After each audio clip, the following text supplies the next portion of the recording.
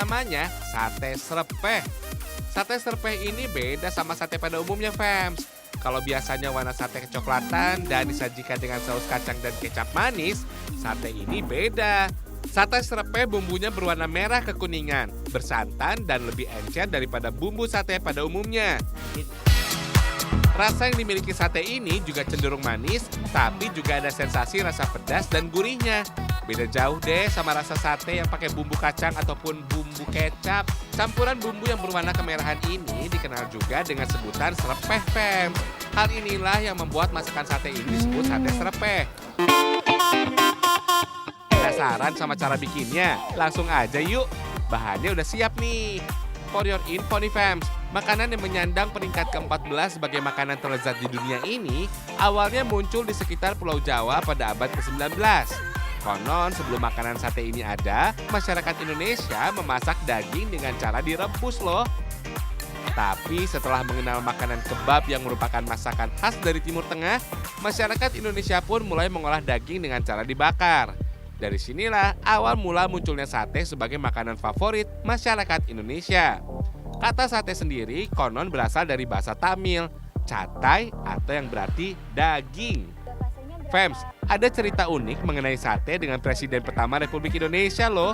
Saat Bung Karno baru dilantik sebagai presiden, dalam perjalanan pulang Bung Karno memesan sate. Nah, konon itulah perintah pertama beliau sebagai petinggi negara dan menjadi perayaan pengangkatan dirinya sebagai presiden. Fams, sate serpeh ini dimasak menggunakan daging ayam yang sudah direbus matang loh, bukan daging ayam mentah seperti pada umumnya. Fams, cara memotong daging ayam yang dipakai untuk sate serpeh ini bukan secara vertikal, melainkan sedikit menyamping. Hal ini biar lebih memudahkan untuk mendapatkan irisan yang sesuai. Sensasi gurih dan pedas tidak terlepas dari varian bumbu yang dipakai nih, fams. Gak heran kalau jadinya enak banget kan? Fams, konon ada 3 negara yang mengklaim masakan sate ini sebagai makanan tradisional mereka loh, seperti Indonesia, Malaysia, dan Thailand. Kedekatan secara geografis membuat makanan ini banyak dijual di 3 negara tadi. Tapi seorang pecinta kuliner dan penulis makanan Jennifer Brennan mengatakan sate berasal dari Jawa, fams. Makanan ini merupakan bentuk adaptasi dari kebab yang dibawa oleh pedagang muslim dari Gujarat. Jadi fix ya, fams, kuliner ini berasal dari negara Indonesia. Biar bumbu meresap ke dalam dagingnya, bakar daging ayamnya sama bumbu yang sudah jadi, fams. Gak usah lama-lama ya, yang penting sampai bau sate kecium dan bumbunya meresap aja, biar mantap. Sekarang waktunya nyiapin lontong tahunya, fams. Sate serpeh ini emang jodohnya sama lontong tahu. Bumbu kacang yang berpadu dengan sayur, lontong dan tahu dengan sate serpeh bikin semua cita rasa kabupaten ini ada di dalam mulut, fams. Sip, lontong tahunya udah jadi nih. Waktunya makan, fams.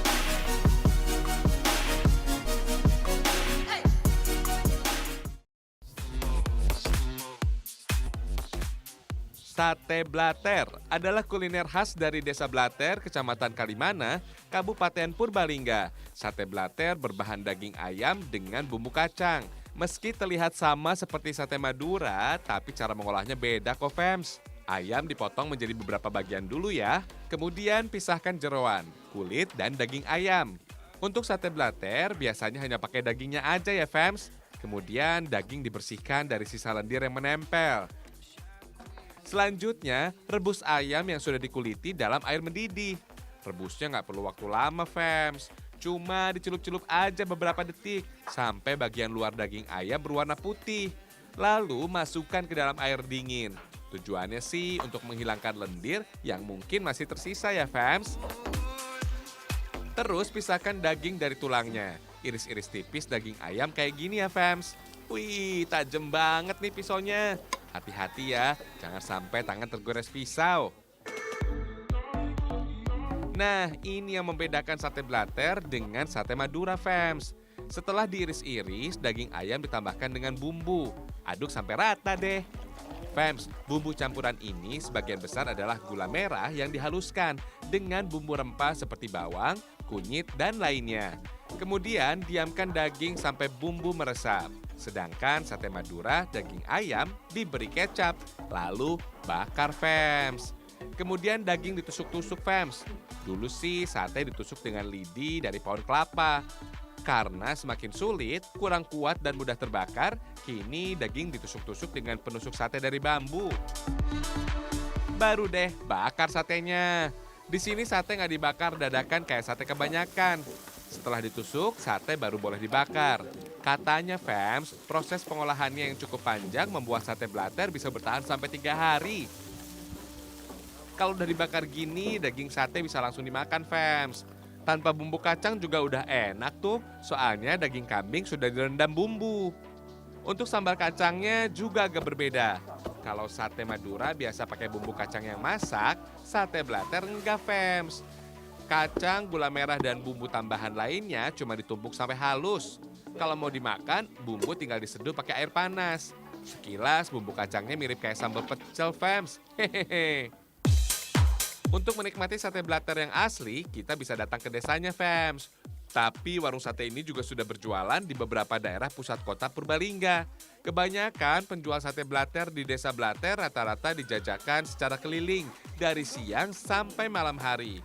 Jangan berharap ada bangunan sejenis kios atau warung gitu ya fams. Kalau mau makan, langsung di tempat aja. Kalau kesulitan mencari penjual keliling, kita bisa langsung datang ke rumah pembuat satenya fams. Tapi ya tempatnya seadanya juga fams. Cuma duduk lesehan di pantai di area rumah pembuat sate. Kadang di dapur, di teras, atau di ruang tamu si pemilik rumah. Justru ini uniknya. Hihihi. Yang paling penting, rasa sate blater gak ada duanya. Soalnya gak ada dimanapun selain di Purbalingga. Tanpa bumbu kacang aja, satenya udah kayak rasa banget fams. Rasa manis gula merah dan campuran bumbu rempahnya berasa. Apalagi kalau ditambah sambal kacangnya fams. Beuh, makin gurih deh. Lengkap dengan sepiring lontong, bikin perut makin kenyang. Mantap! Kalau lagi banyak pesanan nih fams, dalam sehari pembuat sate blater bisa mengolah 200 ekor ayam fams. Maklum, sate blater biasa dipesan untuk acara syukuran atau hajatan gitu fams.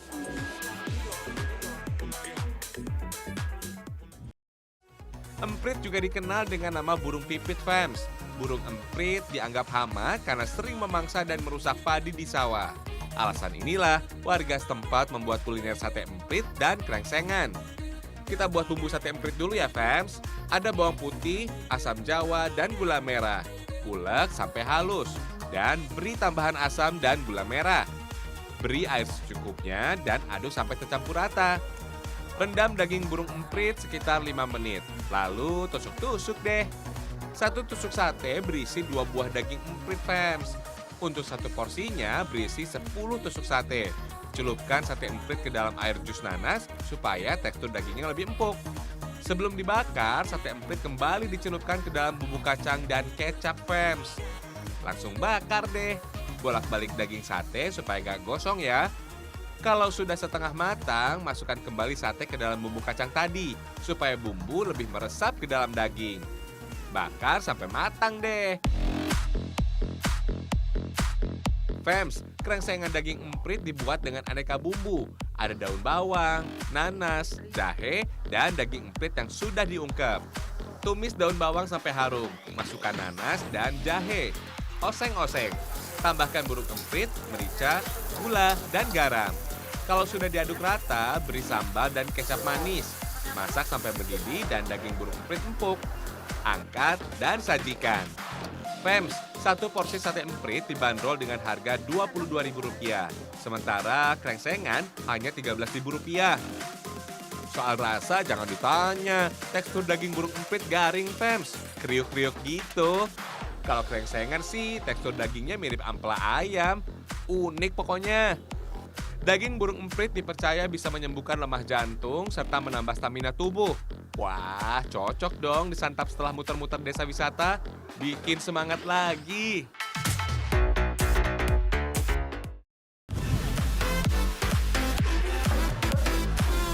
Kalau masih lapar, santap juga sate rembige fams. Warung sate ini juga terbilang legendaris loh di Pulau Lombok. Soalnya warung ini sudah ada sejak 30 tahun yang lalu. Beuh, legend banget nih. Sate rembige dibuat dari daging sapi, fams. Rasanya gurih, manis, dan pedas. Katanya sih, rasa sate rembige ini beda dari tempat lainnya tuh. Cara bikin sate rembige sama dengan sate yang udah kita kenal kok. Daging dipotong dadu seperti ini. Kemudian daging dipukul-pukul atau ditumbuk dengan benda keras seperti batu, fams. Proses ini bisa membuat tekstur daging menjadi lebih empuk saat dimakan.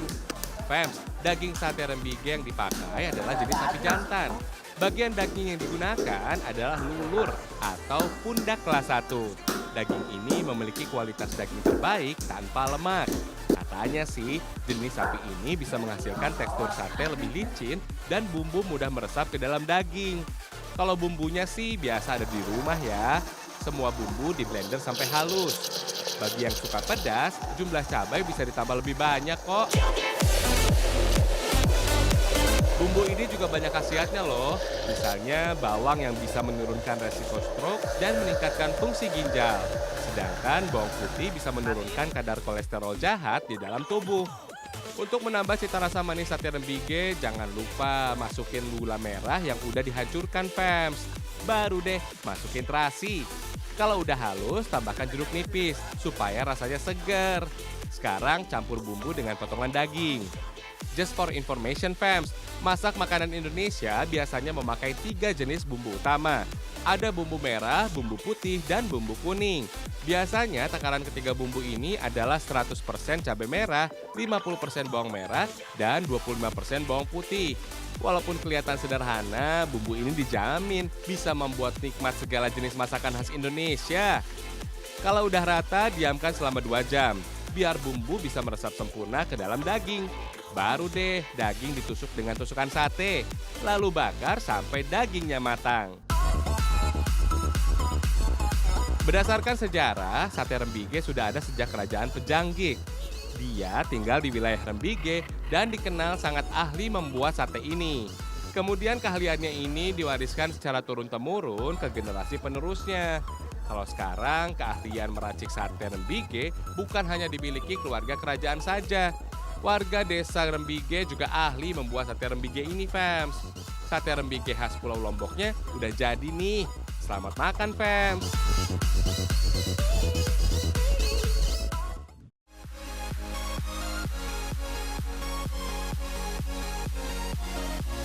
Kuliner Gorontalo yang satu ini nggak boleh dilewatkan, fams. Sate belanga adalah olahan berbahan dasar daging dicampur dengan bumbu rempah. Meski dinamakan sate, sate belanga nggak ditusuk, apalagi dibakar di atas bara api, seperti sate pada umumnya, fams. Yuk deh, kita intip cara bikinnya. Ciri olahan sate belanga adalah bumbu yang melimpah dan kaya aneka rempah. Bawang merah yang dipakai harus lebih banyak untuk masakan yang satu ini. Eits, jangan khawatir takut bau badan karena bawang ya. Itu cuma mitos aja, fams. Hihihi. Cita rasa sate belanga juga gak pedas, fams. Bisa menggunakan duo cabai rawit dan cabai merah. Bumbu lainnya ada bawang putih, kemiri, jahe, kunyit, gula merah, kecap manis, merica, dan ketumbar. Bumbu yang paling khas dari sate belanga adalah jinten. Jadi nggak boleh ketinggalan ya, fams. Bahan utamanya ada daging, bisa pakai daging sapi atau daging kambing. Sesuai selera masing-masing aja, fams. Daging yang sudah dicuci dipotong seukuran dadu. Sebagai penambah aromanya ada serai, daun salam, daun jeruk, dan daun pandan. Bahan pelengkapnya ada kentang goreng untuk taburannya. Sangrai jinten, ketumbar, dan merica, fams. Tujuannya agar aroma ketiga bahan ini lebih keluar. Bumbu yang diolah mentah aromanya akan berbeda dengan bumbu yang sudah disangrai. Selain itu, bumbu yang disangrai juga bisa disimpan lebih lama, fams. Soalnya kadar airnya sedikit banget. Sangrai dengan api kecil ya, sambil diaduk-aduk agar bumbu matang merata. Sambil menyangrai, goreng sebentar cabai, bawang merah, bawang putih, dan kemiri sampai layu. Kalau sudah digoreng, bumbu jadi lebih gampang diolah tuh. Jangan lupa iris bawang merah, fams. Tumbuk bumbu yang udah disangrai tadi sampai halus. Jangan lupa tambahkan jahe dan kunyit. Beri sedikit gula merah juga. Kalau sudah halus, semua bumbu siap dimasak deh. Tumis dulu bawang merah yang udah diiris-iris tadi ya, Fems. Kalau sudah layu dan wangi, baru deh masukin bumbu halus dan serai yang digeprek. Masukkan juga daun jeruk dan daun pandan, Fems. Aduk terus bumbu supaya nggak gosong. Lanjut masuk daging sapinya deh. Aduk kembali sampai bumbu tercampur rata ya. Beri garam dan kaldu bubuk, Fems. Baru deh tambahkan air yang agak banyak. Untuk mematangkan daging, diamkan sampai air menyusut. Kalau sudah setengah matang, masukin kecap manis, Fems. Kalau masakan udah berwarna pekat, artinya bumbu sudah meresap ke daging. Sate belanga khas Gorontalo udah jadi deh. Sepintas sate belanga ini mirip seperti semur, Fems. Soal rasa jelas beda banget. Semur menggunakan santan, sate belanga enggak, Fems. Sate belanga didominasi aromanya yang lebih mirip kari. Mungkin karena penggunaan jinten sebagai bumbunya ya. Sate belanga jarang sekali dimasak dalam menu makanan harian warga Gorontalo, Fems. Biasanya sate belanga dihidangkan dalam acara kenduri dan hari raya. Kenapa dinamakan sate belanga ya? Alasannya sate ini tidak dibakar seperti sate umumnya, tapi dimasak dalam belanga atau kuali untuk memasak sayur.